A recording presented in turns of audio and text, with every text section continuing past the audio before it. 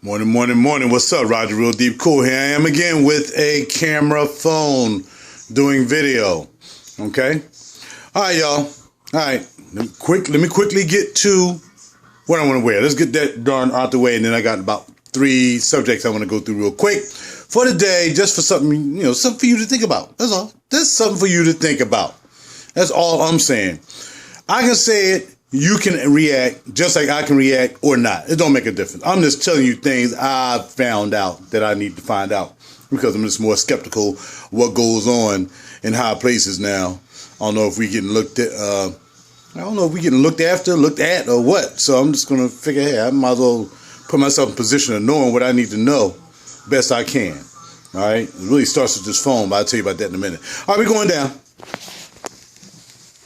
Only because someone had asked about this, and in fact, I'll be decanting some of this tonight for a buyer. Acqua di Parma's Colonia Intensa Oud. Haven't worn this in quite some time. This is one of the... Man, when I first started niche, man, I was running back and forth to Neiman. And, I didn't know anything too much about fragrances. All I knew is I heard about oud. And I just became enamored with oud, you know what I mean? And I went through the Francis Kirk John oud, but that was just way too pricey for me just getting in the game. So bam, I ran into this puppy right here. And I would go back and spray it, wear it, spray it, come back, sample, wear it, spray it. And finally I bought it. $180 for 100 mil. Like I said, I haven't worn it in a while. I haven't worn it since it's been a while. I'm telling you, it's been a good while. Citrus oud. Not really citrusy, but really stingy to the nostrils. You know what I'm saying? But yeah, we're going to lay some of this on me today. The sprayer is something incredible. This sprayer is incredible. So yeah, that's what I'm putting on today. Look it up for yourself. I know it's some citrus. I know it's some oud in it. But it's not oud in it, actually. I think it's a composition that makes it smell like oud. I think that's how it goes. I'm not sure. It's been a while. Only reason I'm spraying it because somebody mentioned it yesterday that they wanted it, okay? Colonia Intensa Oud by Acqua di Parma. Check it out. Get some. It's nice. It's real nice. I think it'd be good for fall, too. I think it's good for fall right now. All right? It's raining outside a little bit, a little damp, so this might cut through the juice. All right? Okay. Got that. By the way, it comes with a lovely coffin. Almost like a coffin almost similar to Killing. Wow, did I have it? I put it up somewhere, okay. But it comes with a really lovely coffin, too. Nice, felt inside. Let's say almost like Killian. They really put it in. You know what I mean? And that's cool. All right, so now let's talk about cell phone radiation. Check out your cell phone. I went to this site and checked out my cell phone radiation. Thank goodness the one I have, the Note 2, is one of the best when it comes to exposure. There is exposure, but it's limited to exposure. What I decided to do was go and cut off my internet services. I no longer use internet services. In fact, I may use Wi-Fi from time to time, but that's another thing. Now my Wi-Fi services in my home, if I'm not using it, I cut it off. Because if you go, I'll try to put a link on my page today about what Wi-Fi does. It's radiation as well, unfortunately. And they showed these scientists in Sweden and what happened when you turn on Wi-Fi, so on and so forth. So you can get your own RF detector or something like that, and you hear the thing go beep, beep, beep, beep, beep. Cell phones, and your cordless phone as well. So if I'm not using my cordless phone, which I really don't, it came with my Comcast package. I just unplugged that yesterday. I'm trying to cut down with the radio frequency in my place. You know what I'm saying? I'm trying to cut it down. We have big antennas right on top of our complex. I looked at them yesterday, huge antennas. So I noticed if I keep my blinds shut like they did in the demonstration, that I'll be putting on my page for you to check out, you don't really get it. So I keep my blinds shut now. I have my blinds wide open. My blinds are shut. So I'm going to get me an RF, whatever the thing is called one day, and just see how much radio frequency is going on around me. Holding the phone, holding the laptop, holding anything. When you turn on the Wi-Fi, and makes it available for Wi-Fi, could be potentially hazardous. I don't know. I'm just telling you. My reasoning came to this. My mother passed away from Alzheimer's 4 years ago. 4 years ago, yes. And no, 3 years ago in 11. All right, so that becomes a concern to me, especially when I was talking about my pineal gland and stuff like that. When you get plaque in your brain, that was, that starts dementia and it, starts Alzheimer's. So what you want to do is try to keep the plaque out of your brain. There's a way you can decalcify all that plaque that's in your brain. You know what I mean? Whether it's medical, whether it's natural, there's a way you got to do that, okay?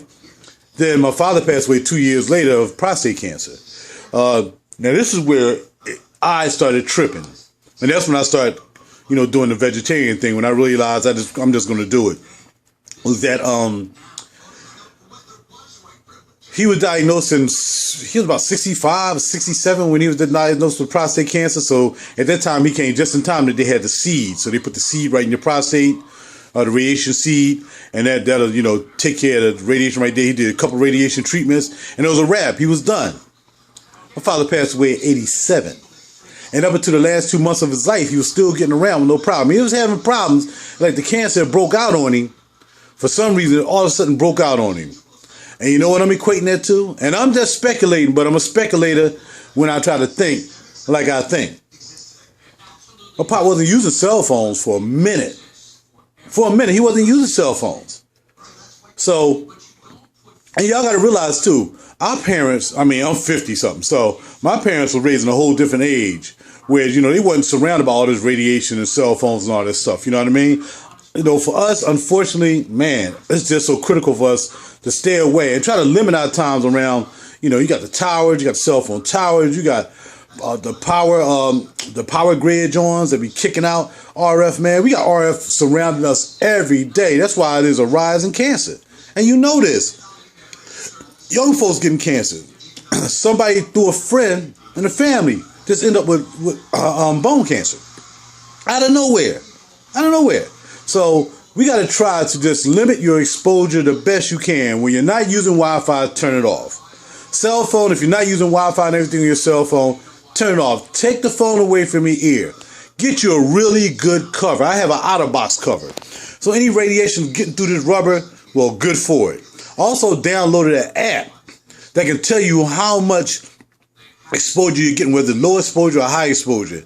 How many minutes you use and how many times during the minutes you got high exposure or low exposure. It's an app. I don't know what it is. I'll put it on my page as well.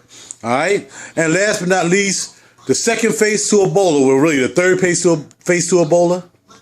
Well, you knew what that face was going to look like. Now, what I can't understand is why that sister got on the plane. You know what I mean? In fact, how did she get up to Cleveland? That means she was down Dallas, then went to Cleveland for some reason, and now jumped back on the plane. Now, the CDC says, she called the CDC. The CDC says, all right, cool. We know you work with that person, but your tip is only 99.5. Go ahead and get on the plane. I'm going to totally contrast that to something I've been seeing on TV all morning. You can't get Ebola through the air, through the water, or some other place, through food. You can't get it through there. You got to be touching somebody's vomit, spit, poop, whatever it is. You got to be touching that person's bodily fluid. You got to have sex with that person, so on and so forth. That's how you do it. If the CDC allows this sister to get on a plane, when she says, I've been working with the guy who passed away from Ebola, the first thing we said, how do you get to Cleveland? That's number one. You had no business traveling. That's number one. Number two, you would not have gotten on that plane and jeopardized them other folks' lives on the plane. So if the CDC let her to do that, what make you think the air, water, and food thing is true? Because the CDC says it? I got to go. Goodbye. Turn off the button. Pat out.